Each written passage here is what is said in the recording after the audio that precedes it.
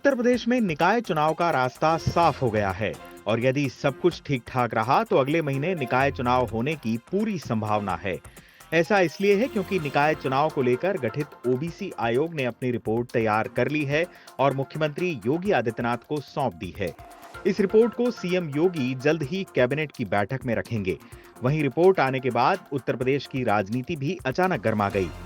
अब इस रिपोर्ट के आधार पर निकाय चुनाव में पिछड़ों के लिए सीटों का आरक्षण नए सिरे से तय किया जाएगा।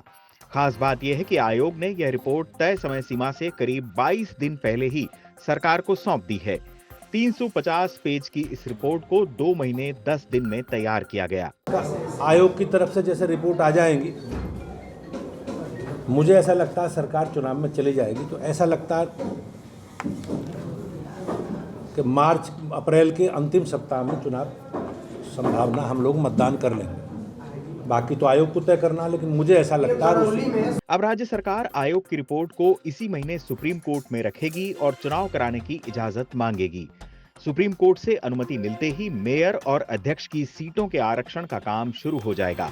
मार्च के अंत तक सीटों के आरक्षण की अनंतिम अधिसूचना जारी करते हुए इस पर आपत्तियां ली जाएंगी, जिससे इसे अंतिम रूप दिया जा सके। बताया जा रहा है कि ओबीसी आयोग ने 350 पेज की रिपोर्ट में आरक्षण की पुरानी प्रक्रिया से जुड़ी कमियों को भी हाईलाइट किया है। इस रिपोर्ट के मुताबिक प्रदेश में ऐसी भी कई सीटें हैं जहां 30 साल से एक ही आरक्षण चलता आ रहा है। जांच के दौरान सामने आया है कि मनचाहा आरक्षण देने के लिए आंकड़ों में गलत तरीके से बदलाव किया गया है। कई जगहों पर चुनाव में रोटेशन प्रक्रिया का भी ठीक तरीके से पालन नहीं हुआ। आयोग ने निकायवार जनसंख्या के आधार पर पिछड़ा वर्ग आरक्षण लागू करने की सिफारिश की है। ओबीसी आयोग की रिपोर्ट के बाद अब नगर विकास विभाग नए सिरे से आरक्षण जारी कर सकता है। उत्तर प्रदेश में 760 निकायों में चुनाव होने हैं। रिपोर्ट के बाद अधिकतर निकायों में आरक्षण से जुड़े नए नियम लागू हो जाएंगे और नगर विकास विभाग ट्रिपल टेस्ट के आधार पर मेयर और अध्यक्ष की सीटों का आरक्षण करेगा। ऐसे में अनारक्षित कई सीटें ओबीसी के खाते में जा सकती हैं।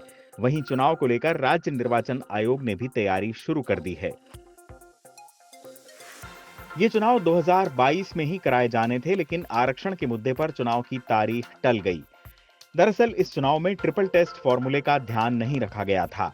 आरक्षण सूची पर आपत्ति जताते हुए तमाम लोगों ने कोर्ट में याचिका दाखिल की थी। इस आधार पर हाईकोर्ट ने बिना आरक्षण के ही चुनाव कराने के निर्देश दिए थे। फैसले के खिलाफ सरकार सुप्रीम कोर्ट गई थी।